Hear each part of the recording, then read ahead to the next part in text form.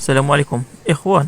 غادي نوريكم الطريقه كيفاش تعرفوا بان الكروشي ديالكم واش باقي خدام ولا لا، يعني واش باقي صالح للخدمه في الماكينه ولا لا.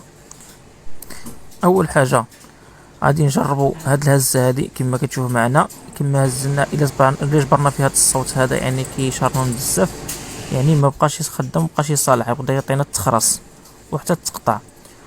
وثاني حاجه كنشوفوا هاد لي بوينت ديال الكروشي الا كانت مثلا ممسوحه، او يعني مثلا هاد بوينت ما بقاتش يعني ماضيه، كما كتشوفوا هادي راه ما بقاتش ماضيه بزاف ونقصت، يعني ما هو ما خدمش.